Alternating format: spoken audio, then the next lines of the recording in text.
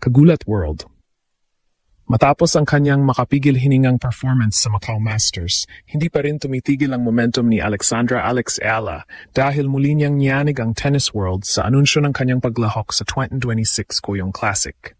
Mula sa Enero 13 hanggang 15, lilipad ang ating Pinay Pride sa Melbourne, Australia upang makipagsabayan sa mga pinakamalalaking pangalan sa mundo ng tennis sa tinaguriang Pre-Australian Open Warm-Up. Ang Kooyong Classic ay hindi ordinaryong torneo. Ito ay isang eksklusibong entablado kung saan tanging ang mga elite players lamang ang iniimbitahan upang subukin ang kanilang gilas bago ang unang Grand Slam ng taon. Ang pagkapili kay Alex ay isang malakas na pagkilala na siya ay isa na sa mga tinitingalang puwersa sa international circuit na may kakayahang gulantangin ang sinumang makaharap niya sa hard court. Dahil sa kanyang career high ranking at ang kanyang beast mode na ipinamalas laban kay Mira Andreeva, ang pagpunta ni Alex sa Melbourne ay itinuturing na isang babala sa mga top seeds. Ang Kooyong Classic ang magsisilbing huling ensayo niya bago ang main draw ng Australian Open at dito inaasahang ilalabas niya ang lahat ng kanyang bagong taktika at mas pinatalas na mga palo. Sa gitna ng mainit na panahon sa Australia, handang patunayan ni Alex na ang tagumpay ng Pilipinas ay hindi lang tsamba kundi isang patuloy na pag-akyat tungo sa tuktok. Habang papasok ang taong 2026, ang atensyon ng buong tennis world ay nakatuon na sa Melbourne, Australia, at sa gitna ng ingay ito ay ang pangalan ng ating Pinay Pride na si Alexandra Alex Eala. Matapos ang kanyang matagumpay na kampanya sa Macau, kung saan pinatunayan niya na kaya niyang makipagsabayan sa mga nasa loob ng top 10. Muling gumawa ng ingay ang balitang si Alex ay lilipad na patungong Australia upang lumahok sa 2026 Kooyong Classic. Mula Enero 13 hanggang 15, bago pa man magsimula ang main draw ng Australian Open, ang Kooyong Stadium ay magsisilbing arena kung saan muling ipamamalas ni Alex ang kanyang gilas.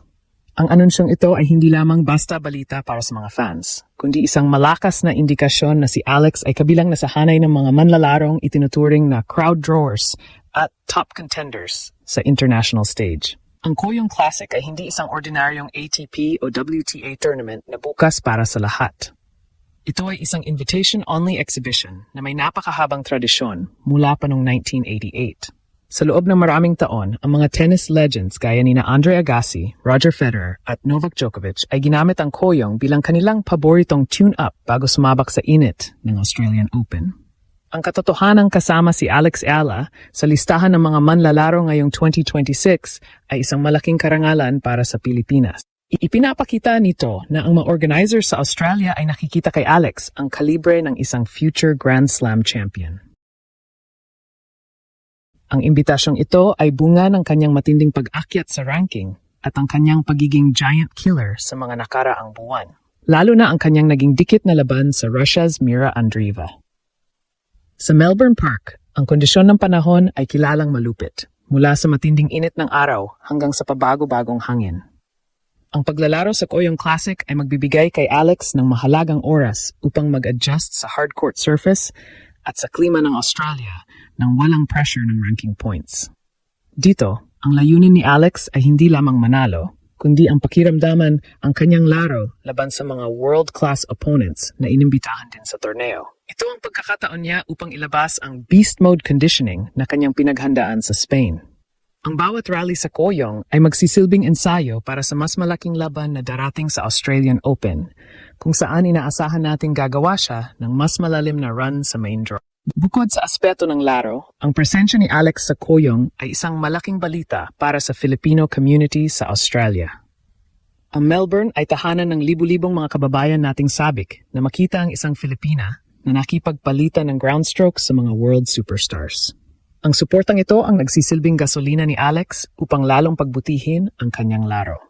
Sa bawat sigaw ng laban Alex sa loob ng stadium, nadaragdagan ang kumpiyansa ng ating pambato. Ang Kooyong Classic ay hindi lamang isang warm-up.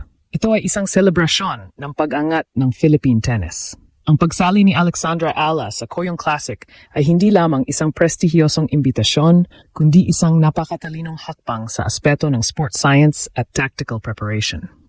Sa mundo ng professional tennis, ang paglipat mula sa malamig na klima ng Europe o sa indoor courts ng Macau patungo sa nakapapastol na init ng Australia ay isa sa mga pinakamalaking hamon para sa sinumang atleta.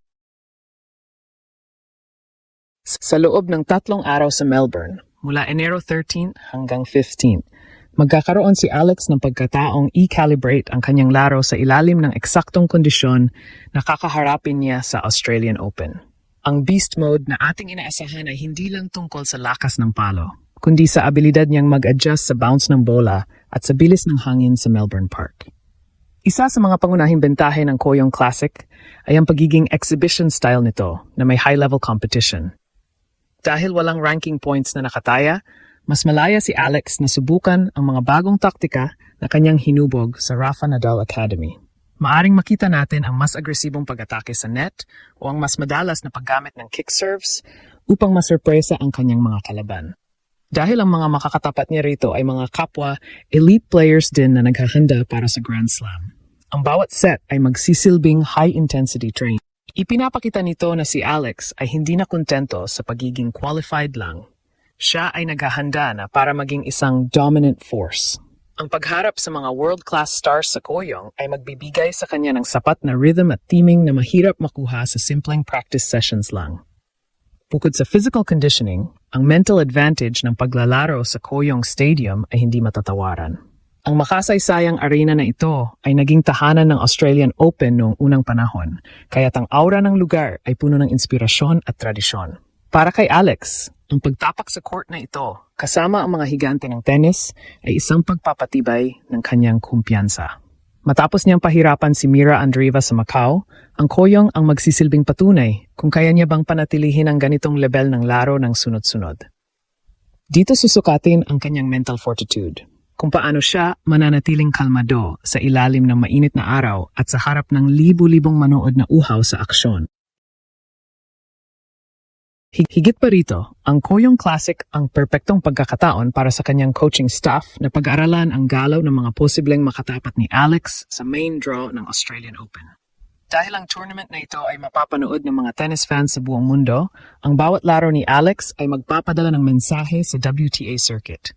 Ang Filipina ay hindi lang narito para lumahok, kundi para manalo.